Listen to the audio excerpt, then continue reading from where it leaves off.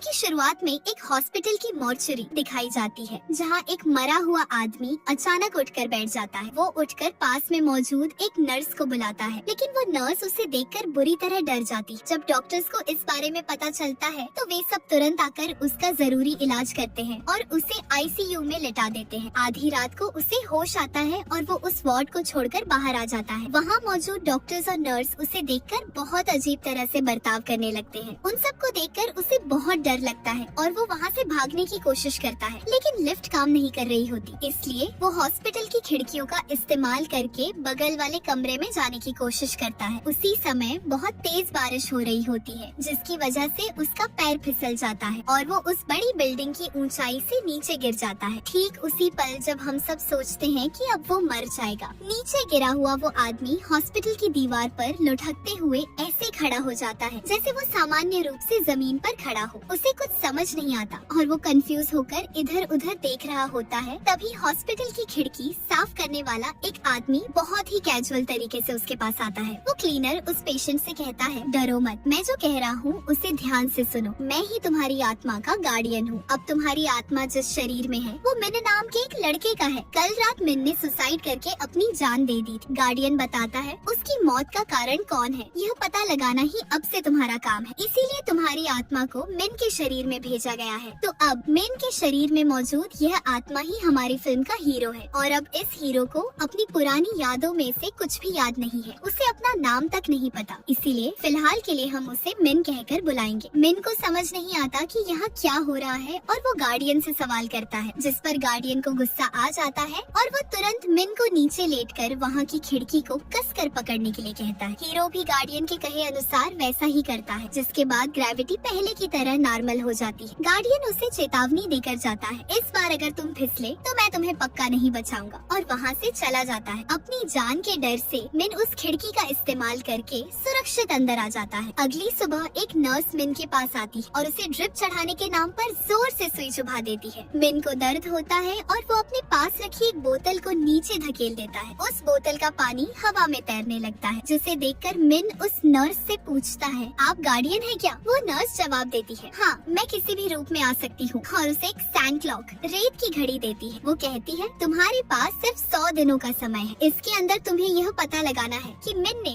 किसकी वजह से सुसाइड करके अपनी जान दी। अगर तुमने पता लगाकर बता दिया तो तुम्हारी आत्मा का पुनर्जन्म होगा, नहीं तो तुम इन 100 दिनों के बाद मर जाओगे। यह कहकर वो वहाँ से चली जाती है। गार्डियन के जाने के बाद मिन उस सैंड क्लॉक को बार बार पलट कर देखता है, लेकिन उसे दिए गए समय में कोई बदलाव नहीं होता। उसके बाद वार्ड में आया डॉक्टर मिन को चेक करता है और कहता है, मेरे 20 साल के एक्सपीरियंस में मैंने ऐसा केस नहीं देखा। तुम मर चुके थे और पूरी एक रात मॉर्चरी में पड़े हुए थे। डिस्चार्ज होने के बाद मिन की माँ उसे कार में घर ले जाती है। मिन का एक बड़ा भाई, मिन के एक बार मरकर वापस जिंदा आने के बावजूद उसका भाई उसे नजरअंदाज करता है और उसे देखते हुए भी अनदेखा करके कंप्यूटर इस्तेमाल करता रहता है। तब उसकी माँ उसे बुलाती है और कहती है, मिन, आज रात तुम अपने भाई के कमरे में ही सो जाओ, कपड़े भी अपने भाई के ही इस्तेमाल कर लो, कल सुबह मैं तुम्हें नए कपड़े खरीद दूंगी। ये सुनकर मिन अपनी माँ से पूछता है, ठीक है माँ, पर मैंने सुसाइड क्यों किया था? उसकी माँ कहती है, जो हो गया सो हो गया, अब से तुम इस बारे में कभी मत सोचना मिन। यह कहकर वो वहाँ से चली जाती है। उस रात मिन का भाई सो जाने के बाद मिन उस घर में मौजूद सारी तस्वीरें देखता है, लेकिन उसमें उसे मिन की एक भी तस्वीर नहीं मिलती। एल्बम में भी आधी अधूरी तस्वीरें ही होती हैं। उसी तरह उस घर में एक कमरे को बाहर से लॉक किया हुआ होता है। यह मेरा ही कमरा होगा। यह सोचकर मिन जब उस कमरे में क्या है यह देखने की कोशिश कर रहा होता है, तभी वहाँ उसका भाई आ जाता है। वो कहता है, माँ ने तुम्हें मेरे कमरे में सोने के लिए कहा था ना, यहाँ क्या कर रहे हो? जाकर सो जाओ। अगली सुबह जब मिन नींद से जागकर देखता है तो उसका भाई काम पर जाने के लिए तैयार हो रहा होता है। उसके चले जाने के बाद मिन उससे मिली हुई सारी चाबियों का इस्तेमाल करके अपना कमरा खोलने की कोशिश करता है, लेकिन जब वो सफल नहीं हो पाता तो वो हॉस्पिटल में जैसा किया था ठीक वैसे ही बगल वाले कमरे में जाकर उस कमरे की खिड़की से अपने कमरे में जाने की कोशिश करता है। वो अंदर जाकर देखता है तो वो कमरा पूरा खाली होता है। अलमारी, दराज, वो जो कुछ भी खोलता है उसमें कुछ भी नहीं होता। मिन की माँ को जब पता चलता है कि वो इस तरह आया है तो वो तुरंत वहाँ आकर उसे डांटती है। मिन पूछता है, सॉरी माँ, लेकिन यहाँ जो मेरा सामान होना चाहिए था वो सब कहाँ गया? वो कहती है, मुझसे पूछोगे तो मुझे क्या पता, इस कमरे के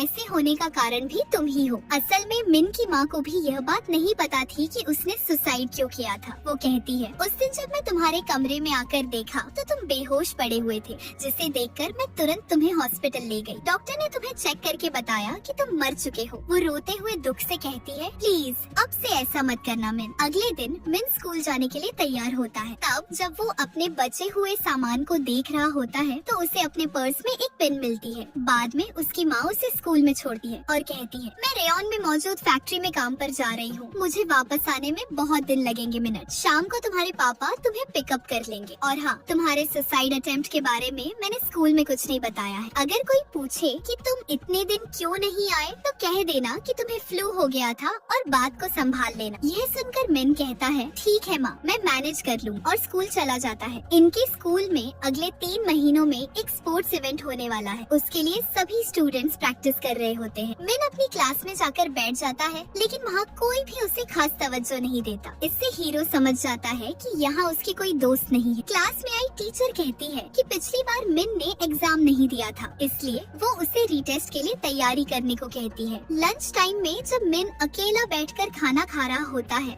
तो वहाँ ली नाम की एक लड़की आती है। उस लड़की के बर्ताव से हीरो समझ जाता है कि वो उसकी बहुत करीबी दोस्त है। जब वो लड़की उससे पूछती है कि वो इतने दिनों से स्कूल क्यों नहीं आ रहा था तो मिन कहता है कि उसे फ्लू हो गया था। अचानक ली को एक मैसेज आता है, जिसके बाद वो हीरो से कहती है, जल्दी चलो मिन, हमें पावर रेंजर्स बुला रहे हैं, और उसे अपने साथ ले जाती है। ली एंड मिन की तरह ही बहुत सारे स्टूडेंट्स कार स्टंट नाम के एक इवेंट में हिस्सा लेते हैं। इस इवेंट में बोर्ड्स पर कुछ खास रंग फिक्स किए जाते हैं और जब सब एक साथ उन बोर्ड्स को दिखाते हैं तो वो एक आर्ट की तरह दिखाई देता है। इस इवेंट को लीड करने वाले स्टूडेंट्स ने उन्हें एक मीटिंग के लिए बुलाया था। उन लीडर्स को देखकर मिन ली से पूछता है, ये है वो पावर रेंजर्स जिनके बारे में तुम बता रही थी? ये सुनकर वहाँ मौजूद सभी बच्चे हंसने लगते हैं। उसके बाद हीरो उन सभी पेंटिंग्स को देखता है जो पुराने मिन ने उस टीम के लिए बनाई थी। मिन की बनाई हर एक पेंटिंग देखने में बहुत डिस्टर्बिंग होती है। वो ली से पूछता है, ये सब मैंने बनाया है क्या? इस पर ली कहती है, हाँ, भूल गए क्या? तुम्हारा लॉकर तो इसी तरह की ड्राइंग से भरा रहता है। ली उसे बताती है कि अगले 88 दिनों में उनका स्पोर्ट्स इवेंट आने वाला है, इसलिए तब तक मिन को ही एक अच्छी ड्राइंग बनानी होगी। तभी बाहर कुछ लड़कियां मिन को दिखती हैं, जिन्होंने ठीक वैसी ही पिन पहन रखी होती है जैसी उसे अपने पर्स में मिली थी। वो वहां जाता है। जब वो सभी एक क्लास में चली जाती है तो मिन भी अपने पास रखी पिन को पहनकर उस क्लासरूम के अंदर चला जाता है, लेकिन अंदर सिर्फ लड़कियां ही होती हैं, जिसे देखकर मिन वहां से बाहर आ जाता है। उसके बाद वो अपनी क्लास में जाकर देखता है तो किसी ने उसकी टेबल पर एक लेटर रखा होता है जिसमें लिखा होता है, शाम को लाइब्रेरी में मिलते हैं। मिन उस लाइब्रेरी में जाकर काफी देर तक इंतजार करता है, जिसके बाद वहाँ पाई नाम की एक लड़की आती है। पाई मिन को उसकी पढ़ाई में मदद करने वाले नोट्स देती है और उसमें दे गए एक्सरसाइज के सवालों को अभी हल करने के लिए कहती है। लेकिन पाई इतनी खूबसूरत होती है कि हीरो पढ़ने के बजाय उसे ही देखता रहता है। तब वो उससे पूछती है, इतने दिनों से कहाँ थे? मैं पूछूंगी तभी बताओगे क्या? जब वो बताता है कि उसकी तबीयत ठीक नहीं थी, इसीलिए हॉस्पिटल में भर्ती था, तो पाई पूछती है, कम से कम मुझे एक फोन तो कर सकते थे ना? इस पर मिन को समझ नहीं आता कि क्या कहे, तो वो कह देता है, मेरा फोन चोरी हो गया था। इस तरह उन दोनों के बीच थोड़ी देर बात होती है, जिसके बाद पाई अपनी क्लास का टाइम हो गया है कहकर वहाँ से चली जाती है। जब मिन घर वापस जाने वाला होता है तो वहाँ लगे एक मॉनिटर में वो देखता है कि पाई एक स्टूडेंट रिप्रेजेंटेटिव है, जिसे देखकर वो हैरान हो जाता है। उस दिन घर जाने के बाद मिन अपना ATM कार्ड निकाल कर देखता है तो उस पर पुराने मिन ने अपना पासवर्ड भी लिख रखा होता है और उसमें कैश भी होता है। इसलिए मिन बहुत सारे पैसे निकालकर अच्छे अच्छे कपड़े खरीदता है और बढ़िया सा हेयर स्टाइल बनाकर पाई को इम्प्रेस करने की सोचता है। अगले दिन मिन अपना रीटेस्ट जितनी जल्दी हो सके खत्म करके पाई से जाकर मिलता है। पाई को भी उसका नया लुक पसंद आता है, जिससे मिन बहुत खुश होता है। मिन के पापा दवाइयाँ बेचने का काम करते हैं। वो हीरो से कहते हैं, मुझे थोड़ा काम है मिन, इसलिए तुम मेरे लिए इन दवाइयों को इस पते पर जाकर डिलीवर कराओ और उन्हें मेरा विजिटिंग कार्ड देकर कहना कि अगर कोई मदद चाहिए हो तो मुझे फोन कर। यह सुनकर मिन भी अपने पिता के कहे अनुसार उस पते पर जाकर वहाँ मौजूद व्यक्ति को वो दवाइयाँ देता है और विजिटिंग कार्ड देकर कहता है कि अगर आपको फिर से कुछ चाहिए हो तो इस नंबर पर फोन कर दीजिएगा। मिन के देखते देखते वो व्यक्ति एक ही बार में एक डिब्बे की सारी गोलियां खा लेता है और बाकी दवाइयों की बोतलें तोड़ देता है। तब वो सारी गोलियां हवा में उड़ने लगती हैं, जिससे मिन को समझ आ जाता है कि यह कोई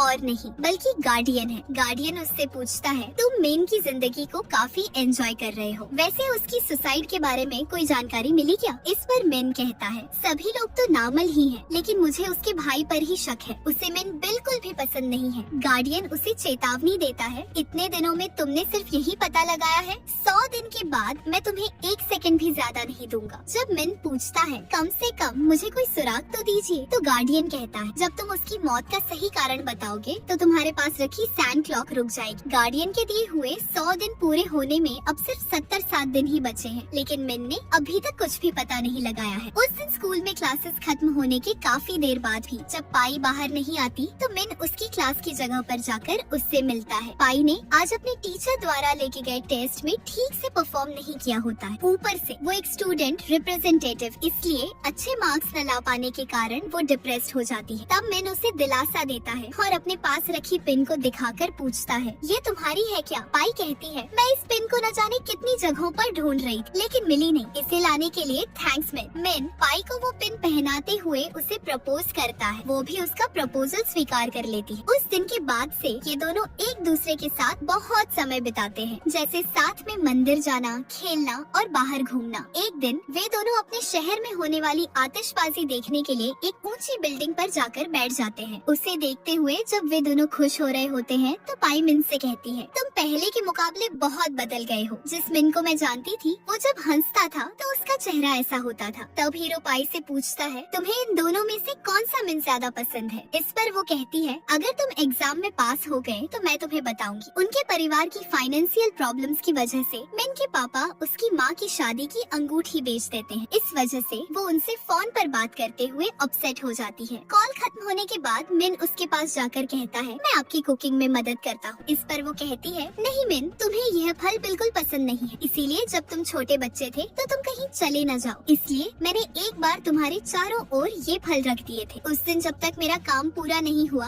तुम वहाँ से हिले तक नहीं थे। यह कहकर वो मिन के बचपन को याद करके हंसती है। तब मिन उस फल को खाकर कहता है माँ मुझे इसका स्वाद बहुत पसंद आया। वो इस बात पर यकीन नहीं कर पाती। वो पूछती है क्या तुम्हें यह सच में पसंद आया मिन? अगर ऐसा है तो अगली बार मैं तुम्हारे लिए और ज्यादा लेकर आऊंगी। इस तरह मिन अपनी माँ के काफी करीब आ जाता है। एक दिन ली और मिन कार्ड स्टंट के लिए जरूरी तैयारियां कर रहे होते हैं। तब ली मिन को अगले दिन अपने साथ आइसक्रीम शॉप पर चलने के लिए बुलाती है। मिन कहता है कल मेरे लिए आना मुमकिन नहीं होगा, मैं पाई के साथ बाहर जा रहा, हम किसी और दिन चलेंगे। बाद में टेस्ट के रिजल्ट्स घोषित किए जाते हैं। मिन सभी सब्जेक्ट्स में पास हो गया होता है। इसकी वजह से पाई उसके सिर पर खूब सारा शैम्पू लगाती है और कहती है मैंने मन्नत मांगी थी कि अगर तुम टेस्ट में पास हो गए तो मैं ऐसा करूंगी। उसके बाद वे दोनों मिलकर एक ब्रिज को 10 बार पार करते हैं। यह पूरा होने के बाद अचानक पाई मिन को हैप्पी बर्थडे कहकर एक गिफ्ट देती है। उसके बताने के बाद ही मिन को पता चलता है कि आज उसका जन्मदिन है। पाई ने उसे अपने हाथों से बना हुआ एक कैलेडोस्कोप तोहफे में दिया होता है। हीरो को भी वो बहुत पसंद आता है और वो कहता है जैसा तुमने कहा था मैं टेस्ट में पास हो गया हूँ, अब बताओ तुम्हें कौन सा मिन पसंद है। इस पर वो अभी वाले मिन का नाम लेती है जिससे वो बहुत खुश हो जाता है। उसके बाद वे दोनों पहली बार किस करते हैं और चूँकि उनके स्कूल का स्पोर्ट्स इवेंट नजदीक आ रहा होता है मिन उस कार्ड स्टंट इवेंट के लिए एक ड्राइंग बनाता है। उस दिन शाम को स्कूल से जाने से पहले मिन अपनी कार्ड स्टंट टीम वालों के साथ ली गई तस्वीरें देख रहा होता है। उसमें मौजूद सभी तस्वीरों में मिन किसी न किसी कोने में बैठकर दुखी हो रहा होता है। एक तस्वीर में वो एक लॉकर के नीचे कुछ रखता हुआ दिखाई देता है। हो सकता है उसमें कोई सुराग मिल जाए। यह सोचकर वो उस लॉकर का ताला तोड़ कर देखता है, लेकिन वो खाली होता है। तभी वहाँ ली आ जाती है और कहती है उसे क्यों तोड़ा? अगर तुम्हारे पास चाबी नहीं थी तो तुम मेरा लॉकर इस्तेमाल कर सकते थे ना। ये सुनकर मिन पूछता है तुम्हारा लॉकर मैं इस्तेमाल करूँगा? इस पर ली जवाब देती है हाँ, तुम्हें फ्लू होने से पहले तुमने अपना लैपटॉप मेरे ही लॉकर में छोड़ा था। तुमने उस लैपटॉप को अपनी माँ को देने के लिए कहा था और उसके साथ एक लेटर भी रखा था, इसलिए मैं तुम्हारी माँ को देने के लिए एक दिन तुम्हारे घर गई थी, लेकिन वो वहाँ नहीं थी, इसलिए मैंने तुम्हारा लैपटॉप तुम्हारे भाई को दे दिया था। यह बात जानने के बाद मिन जब उसका भाई घर पर नहीं होता उस समय उसके कमरे में जाकर अपना लैपटॉप ढूंढता है, लेकिन वो कितना भी ढूंढता है उसे वो लैपटॉप नहीं मिलता। एक जगह पर मिन की गायब हुई फैमिली की तस्वीरें उसे मिल जाती हैं। उन सभी तस्वीरों में मिन का चेहरा खराब किया हुआ होता है। वो सब देखने के बाद हीरो को यह शक पक्का हो जाता है कि मिन की मौत का कारण उसका भाई ही होगा। ठीक है, उसके कंप्यूटर में शायद कोई जानकारी मिल जाए। ये सोचकर हीरो जब चेक करता है तो उसे पता चलता है है कि उसके भाई का यान नाम की एक लड़की से ब्रेकअप हो गया था। उन दोनों के बीच हुई चैट की बातचीत को देखने पर पता चलता है उसका भाई और यान जर्मनी जाकर अपनी आगे की पढ़ाई एक साथ करना चाहते थे। लेकिन एक दिन मिन और उसके भाई के बीच हुए झगड़े की वजह से मिन घर छोड़कर भाग गया था। उसके ऐसा करने की वजह से मिन का भाई जर्मनी नहीं जा पाया और इसी वजह से यान ने मिन के भाई से ब्रेकअप कर लिया था। साथ ही उस चैट में उसने यान को यह भी बताया होता है कि उससे मिन का सुसाइड लेटर मिल गया है। तभी मिन को याद आता है कि उस दिन जब उसका भाई काम पर गया था तो वो अपने साथ एक लैपटॉप भी ले गया था, इसीलिए वो उसके भाई की काम करने की जगह पर जाता है। वहाँ जब मिन का भाई और उसका दोस्त काम खत्म करके बाहर आते हैं तो मिन एक फायर एक्सटिंग्विशर से उस कमरे का दरवाजा तोड़कर अंदर चला जाता है। वहाँ बहुत सारे लैपटॉप्स होते हैं, लेकिन उनमें से एक लैपटॉप का वॉलपेपर बहुत डिस्टर्बिंग होता है, जिसे देखकर हीरो को लगता है कि यह मिन का लैपटॉप ही होगा और उसमें दिखाई दे रही एक फाइल को वो खोलता है। वो फाइल और कुछ नहीं बल्कि मिन का सुसाइड लेटर होती है। जब वो उसे पढ़ ही रहा होता है तभी वहाँ मिन का भाई आ जाता है और पूछता है, यहाँ क्या कर रहे हो मिन, और उस लैपटॉप को खिड़की से बाहर फेंक देता है। हीरो भागकर बाहर आकर देखता है तो वहाँ गार्डियन एक बूढ़ी औरत के रूप में बैठकर उस लैपटॉप को नीचे गिरने से पहले ही हवा में बैलेंस कर रहा होता है। ये देखकर मीन कहता है, इतने दिनों में आपने आज जाकर एक अच्छा काम किया है, और गार्डियन को धन्यवाद देता है। लेकिन तभी वो लैपटॉप नीचे गिरकर डैमेज हो जाता है। कोई और रास्ता न होने पर मीन उस टूटे हुए लैपटॉप को ऑन करके उसमें मौजूद लेटर को पढ़ने की कोशिश करता है। उसमें उसने लिखा था, मैं इस दुनिया से पूरी तरह से गायब हो जाना चाहता हूँ, इसीलिए मैंने अपनी सारी चीजें जला दी। असल में फैमिली की तस्वीरों में उसका चेहरा किसी और ने नहीं बल्कि खुद मिन ने ही खरोचा था। ये सब करने के बाद उसने जहर पीकर अपनी जान दे दी थी। मेरे पापा एक मतलबी इंसान है और मेरा भाई, उसकी लव लाइफ मेरी वजह से फेल हुई, इसीलिए वो सोचता है कि अगर मैं मर जाऊँ तो अच्छा होगा। स्कूल में मेरा कोई दोस्त नहीं है, लेकिन मैंने उस बात पर भी ज्यादा ध्यान नहीं दिया। तभी मेरी जिंदगी में पाई आई। हम दोनों अच्छे दोस्त बन गए। एक दिन जब मैं उसकी पिन लौटाने गया तो मुझे एक ऐसी बात पता चली जिसकी मैंने उम्मीद नहीं की थी। तभी मुझे लगा कि या तो मुझे पाई को मार देना चाहिए या फिर मुझे खुद मर जाना चाहिए। मैंने जब यह लेटर पढ़ ही रहा होता है तो लैपटॉप बंद हो जाता है। तो अब मैं इनको यह समझ नहीं आता कि पाई ने आखिर ऐसा क्या किया था, इसलिए वो उस बात का पता लगाने के लिए तब से पाई पर नजर रखना शुरू कर देता है। एक दिन क्लास खत्म होने के काफी देर बाद जब पाई बाहर नहीं आती तो मिन दरवाजे पर लगे स्टिकर को हटाकर अंदर क्या हो रहा है यह छिप कर देखता है। वहाँ पाई का टीचर उसके साथ गलत व्यवहार कर रहा होता है। वो भी उसका विरोध नहीं करता। यह देखकर मिन बहुत हर्ट होता है और वहाँ से चला जाता है। अगले दिन क्लास चलते समय मिन अंदर जाकर उस टीचर को सभी स्टूडेंट्स के सामने खींचकर एक थप्पड़ मार देता है। पाई तुरंत उसे रोकती है और क्लास से बाहर ले जाती है। तब मिन उससे पूछता है, कल क्लास खत्म होने के बाद क्या हुआ था? मैंने सब कुछ देखा। आखिर तुम्हारे और उसके बीच क्या चल रहा है? असल में इस स्कूल में स्टूडेंट रिप्रेजेंटेटिव बने रहना बहुत मुश्किल काम है। सिर्फ उन्हीं स्टूडेंट्स को चुना जाता है जो सभी एक्टिविटीज में एक्सीलेंट परफॉर्म करते हैं।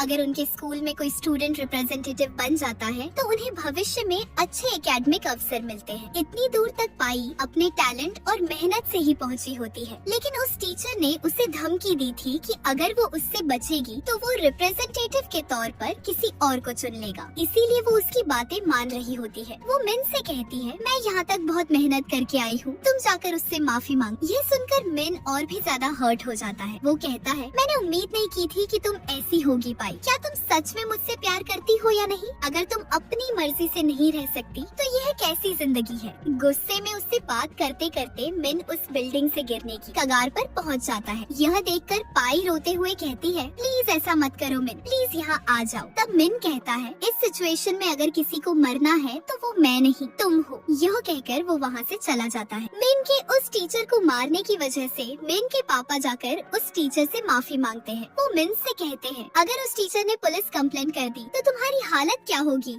सोचा है तुमने? आखिर तुम्हें हो क्या गया है मिन? ऐसा क्यों कर रहे हो? और उसे बहुत डांटते हैं। पहले से ही गुस्से में बैठा मिन कहता है, आपने भी तो माँ की शादी की अंगूठी बेच दी, क्या आपके किए हुए में न्याय है? और उनसे झगड़ा झगड़ा करते हुए कार से उतर जाता है। वहाँ से मिन सीधा अपनी माँ की काम करने की जगह रेयोंग जाता है, लेकिन वहाँ कोई नहीं होता। तब बगल के कमरे में मौजूद एक औरत आकर कहती है, तुम फिर से क्यों आ गए? मैंने तुमसे पहले ही कहा था ना कि वो अब यहाँ काम नहीं कर। मिन कहता है, अच्छा सॉरी, मैं भूल गया था, वो अब कहाँ काम करती है। मिन उस औरत के दिए हुए पते पर जाकर देखता है तो वहाँ उसकी माँ का किसी और आदमी के साथ अफेयर चल रहा होता है। रेयोन में उस औरत ने पहले आई मिन को भी यही पता दिया होता है, इसलिए उसे भी यह बात पता होती है। मिन जब अपनी माँ को ऐसे देख रहा होता है तो वो भी उसे देख लेती है, लेकिन मिन उससे बात किए बिना वहाँ से चला जाता है। तभी हीरो को एहसास होता है कि ओरिजिनल मिन की लाइफ कितनी भयानक थी और वो एक ब्रिज पर खड़े होकर दुखी हो रहा होता है। अचानक बारिश की बूंदें जम जाती है और उल्टी दिशा में आसमान की तरफ जाने लगती है। तभी वहाँ एक छोटी बच्ची के रूप में गार्डियन आता है। हीरो कहता है, मिन बहुत बेचारा था, ऐसी लाइफ में कोई भी होता तो वो पक्का सुसाइड ही कर लेता। यह सुनकर गार्डियन कहता है, तुम उसके बारे में मत सोचो, ये सब टेम्पररी है। अब बताओ मिन की मौत का जिम्मेदार कौन है? मिन कहता है, इसमें पूछने वाली क्या बात है, यह बहुत आसान है। मिन की मौत के जिम्मेदार सभी हैं, उसकी माँ, पापा, भाई और पाई, इन सब की वजह से ही मिन मरा है। गार्डियन हंसते हुए नहीं में जवाब देता है। मिन के पास रखी सैंड क्लॉक भी नहीं रुक। गार्डियन कहता है, तुम्हारे पास सिर्फ 3 दिन बचे हैं, इन 3 दिनों में तुम क्या करते हो वो तुम्हारी मर्जी है, और वहाँ से चला जाता है। मिन को समझ नहीं आता कि उसका जवाब गलत कैसे हो गया। उस दिन वो घर आकर गुस्से में वहाँ रखी चीजें तोड़ने लगता है। तभी वहाँ ली आ जाती है। वो उससे पूछती है, इवेंट में सिर्फ 3 दिन बचे हैं, तुमने पेंटिंग पूरी की या नहीं? मिन कुछ नहीं कहता तो वो वहाँ पहले से पूरी की हुई पेंटिंग को देखकर उसे प्रोत्साहित करती है, तुमने तो इसे लगभग पूरा कर ही लिया है, बस थोड़ी और कोशिश करो तो हो जाएगा। तब मिन उसके हाथ से वो पेंटिंग छीन कर गुस्से में उसे फाड़ देता है और कहता है, तुम मिन के बारे में इतना क्यों सोच रही हो? जिस मिन को तुम जानती थी उसने तो कब का सुसाइड कर लिया और मर गया। देखो कैसे उसने अपने सुसाइड लेटर में तुम्हारा नाम तक मेंशन नहीं किया, और कहता है कि वो उसे बिल्कुल पसंद नहीं करता था, जिससे ली का दिल टूट जाता है। उस रात उसके पापा मिन और उसकी माँ को कार में ले जाते हुए बताते हैं कि आज उनकी एक अच्छी बिजनेस डील हुई है। वो उन्हें एक होटल में ले जाकर मिन की माँ को एक नई अंगूठी देते हैं। तो अब सच को और छिपाना ठीक नहीं होगा। यह सोचकर मिन की माँ उसके सामने अपने अफेयर के बारे में सारा सच बता देती है। इससे वो बहुत गुस्सा हो जाता है। बाद में जब मिन की माँ कार में अकेली बैठी होती है तो मिन उसके पास जाता है। वो मिन से जो हुआ उसके लिए माफी मांगती है। वो उससे कहता है, आपके बेटे ने सुसाइड करने की कोशिश भी आपकी वजह से ही की थी, जिस वजह से वो और रोने लगती है। उस दुख में वो सड़क पर ध्यान दिए बिना अपनी कार ले जाकर सामने से आ रहे एक ट्रक से टकरा देती है। मिन को ज्यादा कुछ नहीं होता, लेकिन उसकी माँ ने सीट बेल्ट नहीं पहनी होती, जिस वजह से वो बुरी तरह घायल हो जाती है। हॉस्पिटल में हीरो को होश आते ही वो अपनी माँ को ढूंढते हुए जाता है। वो अब ICU में होती है। तभी वहाँ मिन का भाई आकर कहता है, तुम्हें माँ के अफेयर के बारे में पहले से पता था और इसीलिए तुमने सुसाइड किया था ना? तुमने मुझे इस बारे में क्यों नहीं बताया मिन? इस पर मिन कहता है, तुम मेरी चिंता मत करो, जर्मनी जाकर अपनी आगे की पढ़ाई पर ध्यान। भाई कहता है, अब तुम ऐसा क्यों बोल रहे हो मिन? आखिर तुम्हें कितनी बार बताऊं कि मेरे जर्मनी न जाने का कारण वो नहीं है। मैंने अपनी मर्जी से यहाँ रहने का फैसला किया था और वो भी तुम्हारे लिए किया था, लेकिन फिर भी तुमने सुसाइड करने की कोशिश की। हॉस्पिटल से आने के बाद जब मुझे पता चला कि तुम अपनी याददाश्त खो चुके हो तो मुझे डर लगा कि कहीं इस लैपटॉप में मौजूद लेटर को देखकर तुम्हें फिर से सब कुछ याद न आ जाए और तुम फिर से सुसाइड न कर लो, इसलिए मैंने उसे छिपा दिया था। ऐसा मत सोचो मिन कि दुनिया में तुम्हें कोई पसंद नहीं करता, तुम मेरे लिए बहुत इम्पोर्टेंट हो। यह कहकर वो वहाँ से चला जाता है। उसके बाद मिन अपने घर जाकर जब भूख लगने पर फ्रिज खोलकर देखता है तो वहाँ उसकी माँ ने, क्योंकि मिन ने कहा था कि उसे वो फल पसंद है, उसके खाने के लिए एक डिब्बे में उस फल को साफ करके और काट कर रखा होता है। मिन उसे खाने के बाद उस ड्राइंग को, जिसे उसने ली के सामने फाड़ दिया था, टेप लगाकर जोड़ता है और उस पर फिर से ड्रॉ करके उस पेंटिंग को पूरा करने की सोचता है। अगले दिन स्कूल की असेंबली में पाई को ही सभी स्टूडेंट्स के सामने स्पीच देने के लिए कहा जाता है। उस समय वहाँ खड़े मिन को देखने के बाद उसे शब्द नहीं सूझते। उसे लगता है कि मिन ने जो कहा वो सच ही है। यह पोजीशन उसे मेहनत से नहीं मिली है। ये सोचकर वो स्पीच दिए बिना वहाँ वहाँ से चली जाती है। मिन उसका पीछा करते हुए जाकर देखता है तो वो एक जगह पर कांच तोड़कर अपने हाथ में पकड़े बैठी होती है। हीरो उसे कोई गलत फैसला लेने से रोकने की कोशिश करता है। वो उसे दिलासा देता है। उस दिन गुस्से में मैंने उस बिल्डिंग से कूदने की कोशिश की, लेकिन मैं अब उस माइंडसेट में नहीं हूँ। मुझे तुम पर बिल्कुल भी गुस्सा नहीं है। गार्डियन के दे हुए 100 दिन कल पूरे होने वाले हैं, इसलिए मिन उस दिन शाम को कार्ड स्टैंड के लिए जो ड्राइंग उसने बनाई थी उसे पाई की जगह पर रखकर और उसे देकर चला जाता है। उस ड्राइंग में ब्रिज पर एक लड़की खड़ी होती है। स्कूल के स्पोर्ट्स डे के लिए सभी इवेंट्स का रिहर्सल चल रहा होता है। उन सब की तस्वीरें जब ली ले रही होती है तो मिन उसके पास जाकर उस दिन के अपने बर्ताव के लिए माफी मांगता है। वो उसे दिलासा देती है, कोई बात नहीं, जिस दिन तुम कह रहे थे कि मिन मर चुका है और बकवास कर रहे थे, मुझे उसी दिन वहाँ से चले जाना चाहिए था। हर किसी की अपनी अपनी समस्याएं होती हैं। वे दोनों मिलकर उस कार्ड स्टंट इवेंट का रिहर्सल देख रहे होते हैं। तभी ली कहती है, अगली तुम्हारी ड्राइंग ही आने वाली है। मिन कहता है, क्या मेरी ड्राइंग? मैंने तो तुम्हें कुछ नहीं दिया। इस पर वो कहती है, तुम्हारी अलमारी में मुझे तुम्हारी एक पुरानी ड्राइंग मिली। तुमने अब तक जितनी भी ड्राइंग्स बनाई हैं, उन सब में से वो थोड़ी बेहतर लग रही थी, तो मैंने पावर रेंजर्स को जैसे तैसे मनाकर इसे भी लिस्ट में शामिल करवा दिया। जब वहाँ मौजूद सभी लोग मिलकर उस ड्राइंग को रिवील करते हैं तो उसे देखकर हीरो शॉक हो जाता है, क्योंकि 3 महीने पहले मिन ने जो ड्राइंग बनाई थी वो हूबहू वैसी ही थी जैसी हीरो ने अब बनाई है। उसे बिल्कुल समझ नहीं आता कि यह सब क्यों हो रहा है। वो वहाँ से चलते हुए जा रहा होता है। तभी धीरे धीरे हीरो को उसकी पुरानी सारी यादें याद आने लगती हैं। उसकी माँ का उसके चारों ओर फल रखना, बचपन से अपने भाई के साथ खुशी से समय बिताना, उसकी बेस्ट फ्रेंड ली और जिससे वो प्यार करता था पाई, उसके साथ बिताए हुए पल, पाई से प्यार करते समय उसे याद करके जो ड्राइंग उसने बनाई थी और आखिर में झड़पी कर मर जाना, उसे अपनी लाइफ में की हुई हर चीज याद आ जाती। जैसे ही हीरो को पता चलता है कि वही मिन है, वो होश खोकर गिर जाता है। सीन कट होता है और अगले सीन में मिन अपने कमरे में आंखें खोलता हुआ दिखाया जाता है। वहाँ शीशे में हीरो के सामने मिन के रूप में गार्डियन आता है और पूछता है, अब भी पता चला कि मिन की मौत का जिम्मेदार कौन है? इस पर वो कहता है, मिन की मौत का जिम्मेदार मैं खुद हूँ, क्योंकि मैं ही मिन हूँ। यह कहते ही वो सैंड क्लॉक रुक जाती है। मिन के माँ पापा को वो और उसका भाई बहुत प्यारे थे। उसके पापा हमेशा काम में व्यस्त रहते थे, जिस वजह से मिन ने सोच लिया कि उन्हें उनसे प्यार नहीं है, वो उनकी परवाह नहीं कर। उसी तरह मिन के भाई ने कितना भी कहा कि उसके जर्मनी न जाने का कारण वो नहीं है, मिन ने उस पर ध्यान नहीं दिया और